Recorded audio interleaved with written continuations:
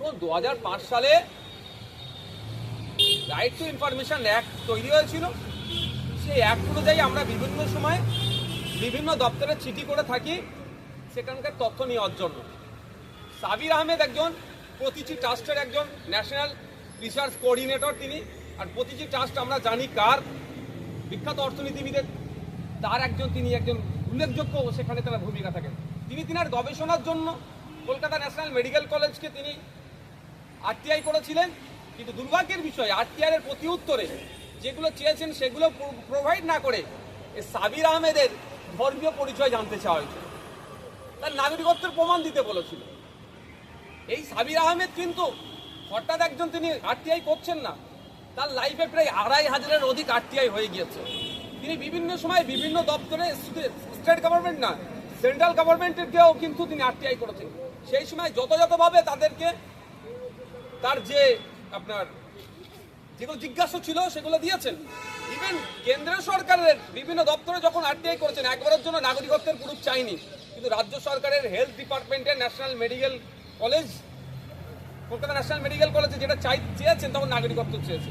এই প্রসঙ্গে আমি জিজ্ঞাসা করেছি মিনিস্টারকে তথা মাননীয় মুখ্যমন্ত্রীকে বলেছি এর ভিতরে কি ষড়যন্ত্র আছে, এটা তদন্ত হওয়া দরকার, সেই বিষয়ে আলোকপাত করেছি। কারণ আমি আপনাদের জানিয়ে রাখি এই বিধানসভারও বেশ কিছু গুরুত্বপূর্ণ তথ্য ওই সাবির আহমেদ কিন্তু আপনার আরটিআর মাধ্যমে জানতে চেয়েছিল। বিধানসভার সচিব, স্পিকার স্যার বলুন যে কর্তৃপক্ষের মাধ্যমে যথাযথ উত্তর দেওয়া হচ্ছে, কিন্তু ওই ক্ষেত্রে দেখবেন উত্তর দেয়নি। না উত্তর দিয়ে তার ধর্ম বা তার নাগরিকত্বের পরিচয় চেয়েছে, এটা কোনোভাবেই কাঙ্ক্ষিত নয়। এই বিষয়টা যাতে সঠিকভাবে দেখভাল করা হয় সেজন্য মুখ্যমন্ত্রী দৃষ্টি আকর্ষণ করেছি, উনি রেসপন্স করেছেন। ক্রমশ রাজনীতি থেকে অপ্রাসঙ্গিক হয়ে উঠছে, ফলে তাকে রাজনৈতিকভাবে মিডিয়ায় টিকে থাকার জন্য এই ধরনের অবাঞ্ছিত মন্তব্য করতেই হবে। মারবো, কাটবো, চাল তুলে দেবো, চামড়া গুটিয়ে দেবো, এই ধরনের শব্দ না বললে তো মিডিয়াতে ভেসে থাকবে না। সেটা বলছে 2021-এ নির্বাচনের পরে যেভাবে বিরোধীদের উপরে আক্রমণ নেমেছিল, আমাদের কর্মী সমর্থকদের উপরে যেভাবে আক্রমণ করেছিল সরকার সাহেবদের নেতৃত্ব হয়েছিল, খোঁজ নিয়ে দেখুন। আমরা প্রতিটা ধরে কিন্তু ন্যাশনাল হিউম্যান রাইটস কমিশনকে চিঠি করেছিলাম। ন্যাশনাল হিউম্যান রাইটস কমিশন ওনাকে নটোরিয়াস ক্রিমিনাল বলেছিল। সেই জায়গা থেকে উনি এখনো বেরিয়ে আসতে পারেনি। আবার তিনি এ ধরনের অবাঞ্ছিত মন্তব্য করছেন। যতই অবাঞ্ছিত মন্তব্য করুক না কেন, আইএসএফের কর্মী সমর্থক যারা আছে তারা তাদের জায়গাতে আছেন। সামনে 2026 ইলেকশন আসছে, সারা রাজ্যে যেভাবে আইএসএফ গণতন্ত্রকে রক্ষার লড়াই দিচ্ছে, ভোটের সমাজও গণতন্ত্রকে রক্ষার লড়াই যাবে। বেলডাঙ্গায় বাবরি মসজিদ স্থাপন হবে 2025 সালের 6 ডিসেম্বর, তার ভিত্তিপ্রস্তর হবে, করবেন হুমায়ুন কবির। কারণ তার বয়স হচ্ছে, তাই একটু ধর্মে মন দিচ্ছে। এবং হুমায়ুন কবির আরেকটা কথা বলছেন, নিজের জমি বিক্রি করে 1 কোটি টাকা খরচ করে এই মসজিদের জন্য 2 বিঘা জমি তিনি কিনবেন। এবং নিজে 1 কোটি টাকার প্রজেক্ট করবে কি 10 কোটি টাকার প্রজেক্ট করবে, তার এটা একান্ত ব্যক্তিগত ব্যাপার।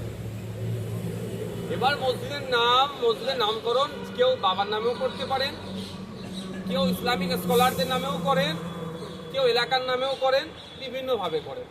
হুমায়ুন কবির সাহেব এখন দেখবেন ইদানিংকালে মিডিয়ায় ভেসে থাকতে চাইছেন, সেই জন্য হয়তো নামটা তিনি ক্যাচি নাম হিসাবে নিয়েছেন।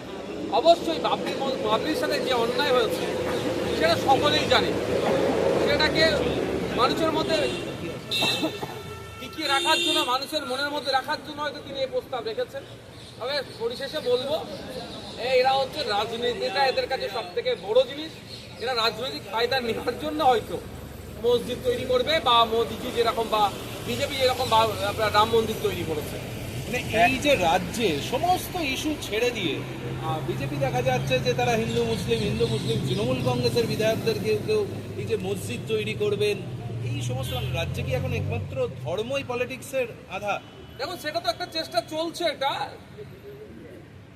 ব্যাপারটা হচ্ছে আজকে হুমায়ুন কবির বলেছেন বলে হয়তো এত চর্চা হচ্ছে। আপনি দেখুন না, আমাদের পশ্চিমবাংলাতে দীঘাতে মন্ত্রী ফিরহাদ হাকিম সাহেবের নেতৃত্বে মুখ্যমন্ত্রীর নিজে নাকি তিনি ওখানে প্ল্যানিং করেছেন একটা মন্দির তৈরি হবে। সেখানে কোনো কথা নেই, কোনো আলোচনা নেই। হুমায়ুন কবির সাহেব এটা বলেই আর আলোচনা চর্চা এই জন্যই হচ্ছেন যে উনি জানেন যে আমি চর্চায় থাকবো, এটা নিয়ে চর্চা হবে, ওনাকে নিয়ে আলোচনা হবে, ফলে এটা করছে। ব্যাপারটা হচ্ছে এটা সরাসরি আমার মনে হয় তৃণমূল দলের যারা সর্বোচ্চ লিডার যারা আছেন তাদেরকে প্রশ্নটা করা দরকার, এটাকে আপনারা কিভাবে দেখছেন। একবার প্রশ্ন করুন না তাদেরকে। আমাকে যদি ব্যক্তিগত প্রশ্ন করেন আমি বলবো এটা রাজনীতির জন্য হচ্ছে। ঠিক যেভাবে বাবরিকে শহীদ করে রাম মন্দির তৈরির পেছনে বিজেপির রাজনীতি ছিল, ঠিক একইভাবে বেলডাঙ্গাতে বাবরি মসজিদ তৈরির পেছনেও রাজনীতি আছে। রাজ্যের মুখ্যমন্ত্রী মমতা বন্দ্যোপাধ্যায় আজকে সমস্ত রাজনৈতিক দলের কাছে আবেদন করেছেন বাংলাদেশ ইস্যুতে এমন কোনো মন্তব্য করবেন না যাতে দুই দেশের যারা মানুষ আছেন তাদের মধ্যে কোনো রকম দাঙ্গা বা ধার্মিক বিদ্বেষ তৈরি হয়। কি বলবেন? দেখুন, এটা তো শুরু থেকেই আমরা বলে আসছি, কিন্তু দুর্ভাগ্যের বিষয় তিনি বলে শুধুমাত্র তার দায়িত্ব থেকে খালাস হয়ে গেলেন এটা নয়।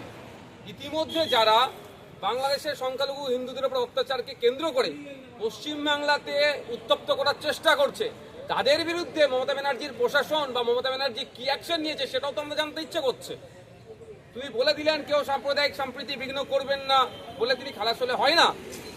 আমরা দেখতে চাই যারা বিতর্কিত মন্তব্য করছে তাদের বিরুদ্ধে কি ব্যবস্থা গ্রহণ করছে। দুর্ভাগ্যের বিষয় দেখবেন তাদের বিরুদ্ধে কোনো ব্যবস্থা গ্রহণ করছে না। যে শুভেন্দু অধিকারী মহাশয় বিভিন্ন মন্তব্য করছে তাকে রাজ্য পুলিশের এসকর্ট দিয়ে এলাকায় পৌঁছে দিচ্ছে। যে শুভেন্দু অধিকারী মহাশয় পেট্রোপোলে গিয়ে বলছে এই করবো সেই করবে, হ্যান করবো ত্যান করবো, আনাজ বন্ধ করে দেবো, সব করবো, ওখানে গিয়ে পৌঁছাচ্ছে কিভাবে? রাজ্য পুলিশ তাকে এসকর্ট দিচ্ছে, তাকে রাস্তা ফাঁকা করে পৌঁছে দিচ্ছে। এটা এসকর্ট দিচ্ছে কেন? এই প্রশ্নটা থেকে যাচ্ছে। বলছি, আজকে মুখ্যমন্ত্রী বললেন যে যারা ওখানে নিপীড়িত হচ্ছেন তারা অনেকে সীমান্ত এলাকায় আসছেন, আমাদের কোনো আপত্তি নেই ভেতরে প্রবেশ করানোর ক্ষেত্রে, কিন্তু এটা সম্পূর্ণটাই নির্ভর করছে বিএসএফ এর উপর।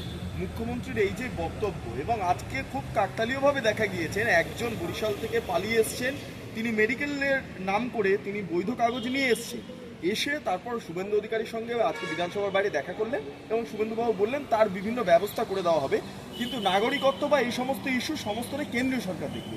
এই দুটো প্রেক্ষাপট আজকে বিধানসভার মধ্যে ঘটলো, কিভাবে দেখছেন? দেখুন, আমি আমার বিধানসভার মধ্যে যখন মুখ্যমন্ত্রী কথা বললেন আমি ওটা নোট ডাউন করেও রেখেছি যে এখানে আসলে আমাদের কোনো আপত্তি নেই, এটা গভর্নমেন্ট অফ ইন্ডিয়ার ব্যাপার।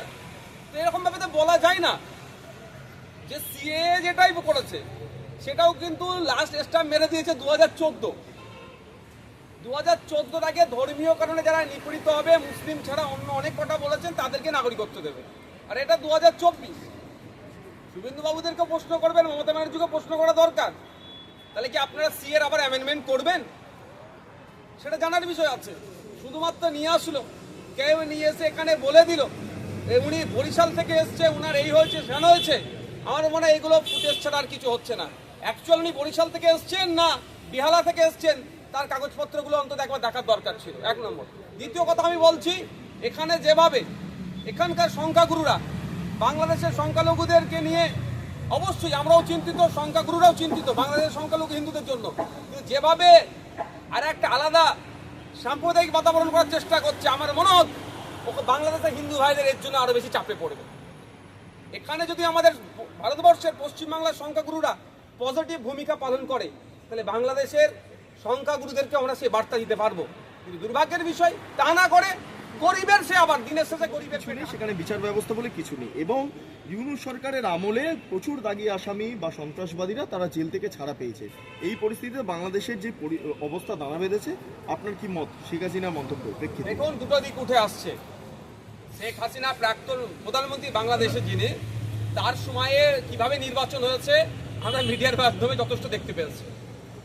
ঠিক আমাদের এখানে পঞ্চায়েত ইলেকশন যেভাবে হয়, পৌরসভা ইলেকশন যেভাবে হয়, উপনির্বাচনগুলো যেভাবে হয়, ওগুলো এমপি নির্বাচন ক্ষেত্রে ওই একইভাবে ওখানে ধারা দেখেছি। সুতরাং তিনি আইন শৃঙ্খলা নিয়ে যদি জ্ঞান দেয় বাংলাদেশের মানুষ, সারা পৃথিবীর মানুষ আর বিশ্বাস করবে না। আর দ্বিতীয় কথা হচ্ছে যে আপনি বলছেন কারা ছাড় পেয়েছে, যারা ছাড় পেয়েছে তাদের মধ্যে কে কত দাগি না গিয়ে বলতে পারবো না, তবে অনেকেই কিন্তু জেল মুক্তি হয়েছে। কংগ্রেস মূলত দেখা যাচ্ছে, মানে বিজেপি একটা অভিযোগ করেছে যে মার্কিন যুক্তরাষ্ট্র এবং জর্জ সোরসের মাধ্যমে প্রচুর টাকা তারা ভারতে এনেছেন এবং সেগুলো দেশদ্রোহিতার কাজে ব্যবহার করেছেন, দেশবিরোধী কাজে ব্যবহার করেছেন, এবং সেই নিয়ে বিজেপি অভিযোগ করছেন। আপনার তো এখানে বলা যেতে পারে যে জোট সঙ্গী কংগ্রেস, এ রাজ্যে আপনাদের সঙ্গে প্রায় জোট সঙ্গী বলা যেতে পারে। কংগ্রেসের এই যে ভূমিকার নিয়ে যে অভিযোগ উঠছে সেটাকে আপনি কিভাবে ব্যাখ্যা করবেন? কংগ্রেস আমাদের জোট সঙ্গী ছিল না, ওরা নিজে থেকেই দূরে চলে গিয়েছিল। সংযুক্ত মোর্চা তৈরি হলেও তারা বারবার তাদের হাইকমান্ড রাজ্যের যারা ছিলেন তারা বলেছিলেন যে আইএসএফ এর সাথে কোনো আমাদের সম্পর্ক নয়, আইএসএফ এর সাথে লেফট ফ্রন্টের সম্পর্ক, আর লেফট ফ্রন্টের সাথে কংগ্রেসের সম্পর্ক, এইভাবে আমাদেরকে এড়িয়ে গিয়েছে। আজকে সেটা আমি জবাবদি করবো না, কিন্তু এতটুকু কথা বলবো, বিজেপি যে অভিযোগটা তুলছে, অভিযোগের সারবত্তা কি আছে বাস্তবে আমরা দেখতে চাই। ধরো এই ধরনের যদি কন্ডা কারখানা চলে, বিদেশ থেকে টাকা আসবে, আমাদের দেশের মধ্যে অস্থিরতা তৈরি হবে, আমাদের দেশের নাগরিক অশান্তির মধ্যে থাকবে, আমাদের দেশের মধ্যে দেশ বিরোধী কর্মকাণ্ড চলবে, এটা বন্ধ হওয়া দরকার। কিন্তু শুধুমাত্র বলে দিলে হবে না, বাস্তবে সেটা দেখতে হবে, কারা নিয়ে এসছে তাদের বিরুদ্ধে ব্যবস্থা গ্রহণ করতে হবে। আর নালে কি দেখলাম, কালীঘাটের কাকুর, বিখ্যাত কাকুর ভয়েস কণ্ঠস্বর, সে রিপোর্ট মনে এখনো কোর্টে সাবমিট হলো না, অলরেডি কাকু জামিন পেয়ে গেল। এই ধরনের না হয়ে যায়। আচ্ছা, বাংলাদেশে গিয়েছেন, মিটিং হচ্ছে, এই ক্ষেত্রে দাঁড়িয়ে যে পরিস্থিতি দু দেশের মধ্যে তৈরি হয়েছে, সেই বাতাবরণকে আদৌ সমস্যার সমাধানে বেরিয়ে আসবে? দেখুন, আমি ভারতবর্ষে একজন স্বাধীন দেশের স্বাধীন নাগরিক এবং পশ্চিমবাংলার আইনসভার সদস্য হিসাবে আমি বলতে পারি, পার্শ্ববর্তী রাষ্ট্রের সাথে যদি আমাদের সুসম্পর্ক না করে ওঠে, আমাদের দেশেরও অগ্রগতির ক্ষেত্রে অনেকটা ধাক্কা লাগতে পারে। সেই জন্য আমাদের প্রতিবেশী রাষ্ট্রের সাথে আমাদের সুসম্পর্ক গড়ে উঠুক। আমাদের বিদেশ সচিব গিয়েছেন, সেখানে বাংলাদেশ আর ইন্ডিয়ার পরিস্থিতি সম্পর্ক স্বাভাবিক হয়ে উঠুক। আমাদের দেশ থেকে তাদের ক্ষেত্রে যেভাবে আসা যাতায়াত করতো, ভিসা থেকে শুরু করে যে সম্পর্ক তলনিতে গিয়েছিল, সেটা আবার রিকভারি হোক, এটা আমি চাইবো। তবে আমি একটা কথা বলছি, যেভাবে বাংলাদেশের কোনো এক প্রাক্তন সেনাকর্তা বলল 4 দিনে নাকি ভারতবর্ষের অনেক অংশ দখল করে নেবে, আবার ইন্ডিয়া থেকে, আমাদের দেশ থেকে অনেকে অনেক কথা বলছে। যারা এই কথা ছোড়াছুড়ি করছে, তারা কোনো মতেই চায় না দুটো দেশের মধ্যে সুসম্পর্ক তৈরি হয়ে উঠুক। তারা কোনো মতেই চায় না আমাদের প্রতিবেশী রাষ্ট্রের সাথে সুসম্পর্ক হলে আপনার সাউথ এশিয়ার ডেভেলপমেন্ট হবে। তারা সবসময় এই দুটো দেশকে ব্যানারকে সামনে রেখে আমাদের প্রতিবেশী রাষ্ট্রগুলোর মধ্যে অশান্তি বৃদ্ধি থাকুক, এই কাজগুলো করছে। সুতরাং যে স্বপ্ন দেখছে 4 দিনে নাকি ইন্ডিয়ার একটা অংশ দখল করে নেব, আমি শুধু এতটুকুই বলবো, বাংলাদেশের যত আর্মি আছে, আমাদের রাজ্যের যদিও কতটা বৈধতা আছে সেই প্রশ্ন নিয়ে বিতর্ক আছে, তার থেকে বেশি সিভিক ভলেন্টিয়ার আছে, এটা তাদের মাথায় রাখা দরকার। আর যে কথা তারা বলছেন, এই বাহিনীকে স্বাধীন করার জন্য 1971 সালে আমাদের ফোর্স গিয়েছিল, পাকিস্তানের হানাদারদের হাত থেকে তাদের বাঁচিয়েছে, তাদেরকে স্বাধীন করেছে, তাদেরকে স্বতন্ত্র হওয়ার জায়গা দিয়েছে। সুতরাং এ ধরনের অবাঞ্ছিত এমন মন্তব্য না হয়ে যায়, ইতিহাস না তারা ভুলে যায়। ভারতবর্ষের ক্ষমতা যথেষ্ট আছে, আমরা কোনোভাবেই কোনো অগ্রাসন নীতিতে বিশ্বাসী নয়, কাউকে এগিয়ে গিয়ে আক্রমণে বিশ্বাসী নয়। তাহলে আমাদেরকে কেউ যদি দুর্বল ভাবে, এটা সম্পূর্ণ তারা ভুল করছে। রাজ্যের বিভিন্ন জায়গায় সমবায় নির্বাচন এবং সেক্ষেত্রে বোমাবাজির অভিযোগ উঠছে। মুখ্যমন্ত্রী আজকে বললেন বাংলাদেশ নিয়ে সেই অর্থে কোনো মন্তব্য করবেন না যাতে অশান্তি দানা বাঁধে, কার্যত শান্তির বার্তা দিলেন। কিন্তু রাজ্য জুড়ে সমবায় নির্বাচনকে কেন্দ্র করে এই অশান্তি, সেন্ট্রাল ফোর্স পাঠাতে হচ্ছে, এমন একটা পরিস্থিতি তৈরি হলো। বারুদের স্তূপের উপরে আমরা দাঁড়িয়ে আছি, গলিতে গলিতে যাবেন, দেখবেন বোমাবাজি হচ্ছে, গুলিগালা চলছে। মমতা ব্যানার্জি বকটুয়ের পরে বলেছিল সারা রাজ্যে যত অবৈধ অস্ত্রশস্ত্র আছে সেগুলো উদ্ধারের জন্য। 2 বছর অতিবাহিত হতে যাচ্ছে, এখনো পর্যন্ত বিভিন্ন এলাকাতে বিভিন্ন নির্বাচনে আপনি সমবায় সমিতি, মাদ্রাসার ম্যানেজিং কমিটি নির্বাচনের কথা ভাবুন তো, ওখানে কি হচ্ছে? ওই নির্বাচনেও হিংসা করতে হচ্ছে। তৃণমূল এত খারাপ জায়গায় পৌঁছেছে, তাদের আর সে জায়গা নাই। এরা ফলে কি করছে, এদের ভোট হলে শান্তিপূর্ণভাবে ভোট হলে, মানুষের মতামত ঠিকঠাক নিলেই এদেরকে মানুষ পরাস্ত করবে। সেই জন্য এরা কি করছে, এটা হিংসা করে, বোমাবাজি করে, কোনো জায়গায় প্রশাসনকে কাজে লাগিয়ে এগুলোকে ক্ষমতা ধরে রাখার চেষ্টা করছে। তবে এটা চিরস্থায়ী হবে না, ক্ষণস্থায়ী। এর জবাব মানুষ দেবে ঐক্যবদ্ধভাবে, এই হিংসার বিরুদ্ধে রুখে দাঁড়াবে। মুর্শিদাবাদে বোমা বাঁধতে গিয়ে হাত উড়ে গিয়েছে, আবার পরিবারের তরফে অভিযোগ তাদেরকে বোমা মারা হয়েছে। মুর্শিদাবাদের এই কন্ডিশন, আপনি মাঝে মধ্যেই যান সেখানে দলীয় কর্মসূচিতে অংশগ্রহণ করতে, আজকে এই ঘটনাটাই কিভাবে দেখবেন? সম্ভবত 3 জন নাকি হয় গুরুতর আহত হয়েছে বা মারাও গিয়েছে। মানে ভাবতে পেরেছেন আমরা কোন রাজ্যে বসবাস করছি? আমরা কোন রাজ্যে বসবাস করছি যেখানে দিনে দুপুরে এই ধরনের কাণ্ড ঘটে যাচ্ছে এবং থানার নাকের ডগায় একদম। প্রশাসনের নাকের ডগায় দেখা যাবে যারা এই ঘটনার সাথে যুক্ত সকলেই শাসকের সাথে তাদের দহরম মহরম। প্রশাসনকে এইগুলো থেকে দেখতে দেয়নি বলে এই দিন দেখতে হচ্ছে। প্রশাসনকে কঠোরভাবে যদি নির্দেশ দেয় যে বা যারা সে তৃণমূলের হতে পারে বা বিরোধী হতে পারে এই ধরনের অনৈতিক কাজের সাথে যুক্ত তাদের বিরুদ্ধে কঠোর ব্যবস্থা নেওয়ার জন্য, তাহলে দেখবেন এই দিন আমাদের দেখতে হবে না। কিন্তু দুর্ভাগ্যের বিষয়, কে বোম মানছে, কে অনৈতিক কাজ করছে, তারাকে রাজনৈতিক পরিচয় খোঁজা হয়ে যাচ্ছে এবং প্রশাসনকে যদি শাসকের হয় তার বিরুদ্ধে অ্যাকশন নিতে বারণ হচ্ছে। তার এই দিন দেখতে হচ্ছে। আর বাপ কেউ ছাড়ে না, নিজেদের বোমা মার থেকে নিজেও ক্ষতি হতে পারে, বা কেউ ছুঁড়েছে তাদের লোকই বানিয়েছে। শাসক দলের গোষ্ঠীদ্বন্দ্বের জেরে আজকে কুলপিতে দেখা গিয়েছে যে একজনের মৃত্যু হয়েছে, তিনি পঞ্চায়েত সদস্য, তিনি তৃণমূলের। এই গোষ্ঠী কোন দল? ওখানকার যিনি অঞ্চলের দায়িত্বশীল আছে তিনি তো সরাসরি লোকাল বিধায়কের নামে অভিযোগ করেছেন।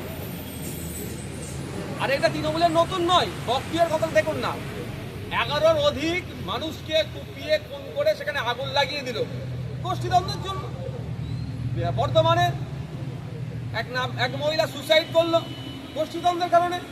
আপনি উত্তর চব্বিশ পরগনার পানিহাটি এলাকায় দেখুন, যেখানে দেখুন না কেন যেগুলো হচ্ছে শুধু ভাগ বটরার লড়াই হচ্ছে, কে কন্ট্রোল করবে সিন্ডিকেট তার লড়াই হচ্ছে। এই জন্য তারা নিজেদের মধ্যে লড়াই করে মরছে। এটা আদর্শগত লড়াই নয়, মানুষকে পরিষেবা দেবো কি করবে তার লড়াই নয়, এটা শুধুমাত্র কে কন্ট্রোল করবে তার লড়াই চলছে। বলছি, আজকে বিধানসভাতে আপনি মেডিকেল কলেজ নিয়ে একটা প্রসঙ্গ উত্থাপন করছিলেন, সিএম তখন উঠে আপনাকে রেসপন্স করলেন। আজকে কি হয়েছিল ঘটনাটা? দেখুন, 2005 সালে রাইট টু ইনফরমেশন অ্যাক্ট তৈরি হয়েছিল। সেই অ্যাক্ট অনুযায়ী আমরা বিভিন্ন সময় বিভিন্ন দপ্তরে চিঠি করে থাকি সেখানকার তথ্য নেওয়ার জন্য। সাবির আহমেদ একজন প্রতিটি ট্রাস্টের একজন ন্যাশনাল রিসার্চ কোঅর্ডিনেটর তিনি। আর প্রতিটি ট্রাস্ট আমরা জানি কার, বিখ্যাত অর্থনীতিবিদের, তার একজন তিনি একজন উল্লেখযোগ্য সেখানে তার ভূমিকা থাকেন। তিনি তিনার গবেষণার জন্য কলকাতা ন্যাশনাল মেডিকেল কলেজকে তিনি আরটিআই করেছিলেন। কিন্তু দুর্ভাগ্যের বিষয়, আরটিআই এর প্রতি উত্তরে যেগুলো চেয়েছেন সেগুলো প্রোভাইড না করে এই সাবির আহমেদের ধর্মীয় পরিচয় জানতে চাওয়া হয়েছিল, তার নাগরিকত্বের প্রমাণ দিতে বলেছিল। এই সাবির আহমেদ কিন্তু হঠাৎ একজন তিনি আরটিআই করছেন না, তার লাইফে প্রায় 2500-এর অধিক আরটিআই হয়ে গিয়েছে। তিনি বিভিন্ন সময় বিভিন্ন দপ্তরে, স্টেট গভর্নমেন্ট না সেন্ট্রাল গভর্নমেন্টেরকেও কিন্তু তিনি আরটিআই করেছেন। সেই সময় যথাযথভাবে তাদেরকে তার যে আপনার যেগুলো জিজ্ঞাসা ছিল সেগুলো দিয়েছেন। ইভেন কেন্দ্র সরকারের বিভিন্ন দপ্তরে যখন আরটিআই করেছেন, একবারের জন্য নাগরিকত্বের প্রুফ চাইনি, কিন্তু রাজ্য সরকারের হেলথ ডিপার্টমেন্টের ন্যাশনাল মেডিকেল